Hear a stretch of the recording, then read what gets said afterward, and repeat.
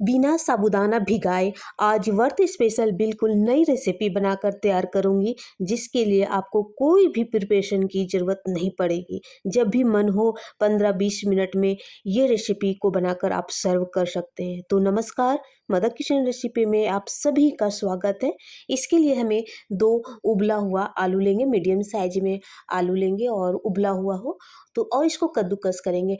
यदि आपको आलू खाना पसंद नहीं करते, आलू नहीं खाते, तो आप इसके जगह पे आप कच्चा केला यूज कर सकते हैं और उसको उबाल करके इसी तरह से कद्दूकस कर लेंगे।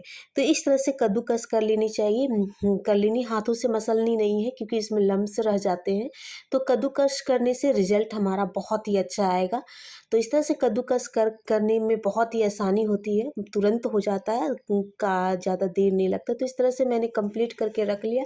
इसको मैं अब साइड कर देती हूँ और चलती हूँ साबूदाना को मैं उसके बाद पीसूँगी। तो मैं साबूदाना लिया, बिल्कुल मीडियम साइज़ में साबूदाना लिया है। इस तरह से आप देखो, इस तरह से ना छोटे हैं और ना बड़े हैं। बड़े साबूदाना फ्राई करने के लिए आते हैं, तो उसका रिजल्ट हमें अच्छा नहीं मिलेगा। तो ये मीडियम साइज़ में हमने साबूदाना को लिया और एक मिक्सी जार में इसको पीसनी है। इस तरह से पीसने से इसका बहुत ही अच्छा रिजल्ट आता है। पीस करके बनाने से हमारा बहुत ही जल्दी रेसिपी तैयार हो जाता है।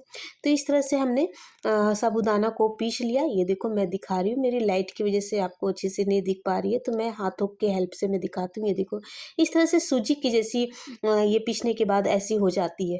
तो इस तरह से हमारी तैयार हो गई ये सूजी। हाँ, ये हमारी साबूदाना जो है वो बिल्कुल तैयार हो गई पीस करके। ये देखो मैं हाथों में लग करके दिखाती हूँ, बिल्कुल सूजी जैसी हो गई है। तो फ्रेंड, इस तरह के साबूदाना पाउडर भी आते हैं मार्केट में। तो वो हमारा हाइजेनिक जैसी नहीं होती है। अगर आप घर में या पीस करके तैयार करो तो ये बिल्कुल हाइजेनिक जैसी होगी। यह रेसिपी इतनी आसान है कि कोई भी बिगिनर भी इसे अपने घर में बना सकते हैं, बस सिर्फ रेशियो का ध्यान रखना होगा। तो मैं इस पाउडर को, साबूदाना का पाउडर को मैं दूसरा बॉल में मैं इसको ट्रांसफ़र कर देती हूँ। और फिर इसके बाद जो आलू उबाल करके और कद्दूकस के रखा था, अब इसमें डाल देती हूँ। ये बहुत ही अच्छी रेसिपी बनती है, आप व्रत में आप इसको खा सकते हो। तो फिर मैंने हरी मिर्च बारीक काटा, और आपको जितनी तीखी चाहिए आप उस अकॉर्डिंग आप हरी मिर्च को आप यूज कर सकते। फिर चिली फ्लेक्स इसमें डाला आधा चम्मच।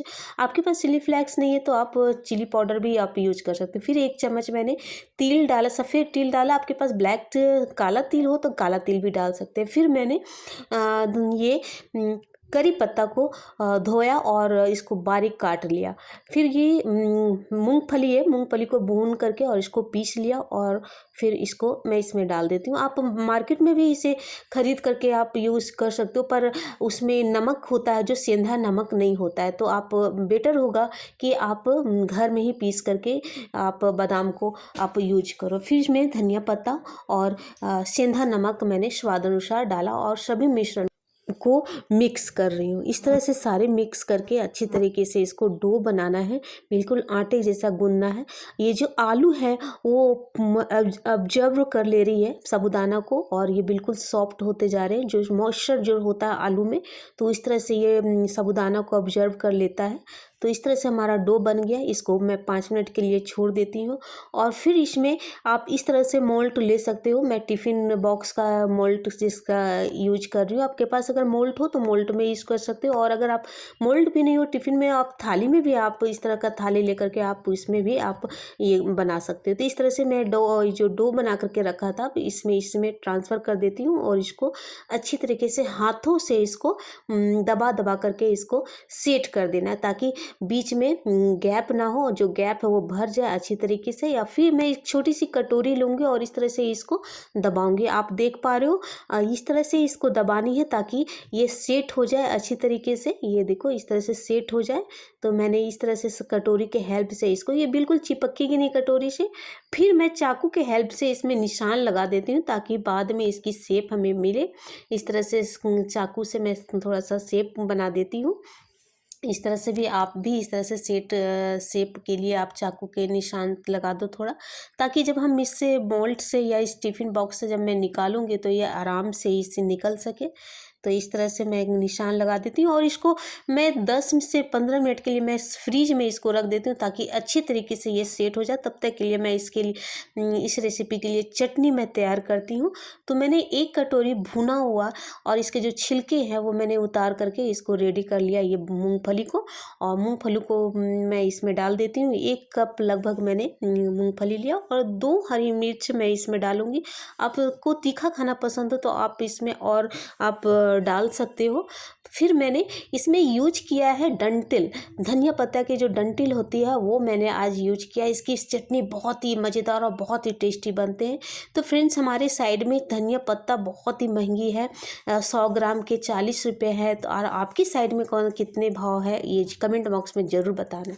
फिर मैं 2 से 3 चम्मच बड़े चम्मच मैं दही डालूँगी और उसी कटोरी से मैं 1 कप कटोरी में पानी डाल करके इसको पीस लूँगी। ये देखो बहुत ही अच्छी, बहुत ही खूबसूरत लग रही है। देखो कितनी अच्छी टेक्सचर लग रही है। जो मैंने दही डाला था वो खट्टापन के लिए डाला था, इसका और टेक्सचर भी देखो कितने अच्छे लग रहे हैं। दही की वजह से खट्टापन भी आ गया और इसका टेक्सचर भी बहुत ही सुंदर लग रहे हैं। तो इस तरह के आप धनिया पत्ता के डंठल से आप चटनी तैयार कर सकते हो। बहुत ही टेस्टी बनते हैं, बहुत ही मज़ेदार लगते हैं इस तरह की चटनी जो धनिया पत्ते की जो डंठल्स होती है।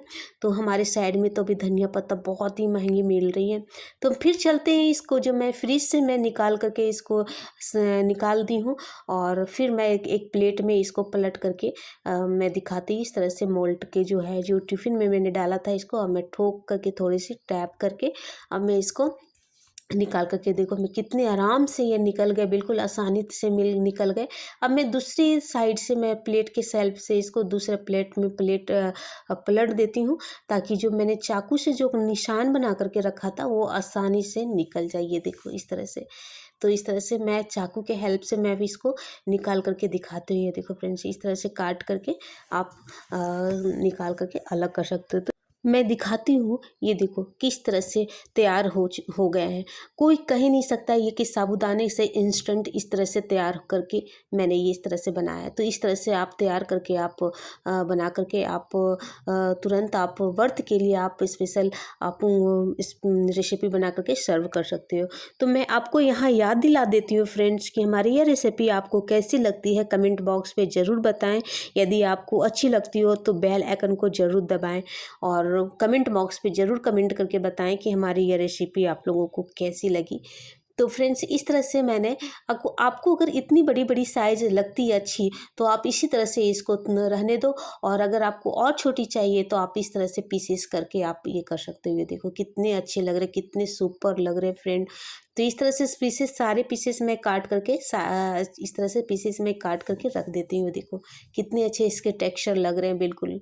ये देखो फिर मैं कढ़ाई गर्म करके उसमें तेल डालूंगी। जो भी आप घी में आप पसंद करते हो तो घी भी डाल सकते हो या रिफाइंड में भी।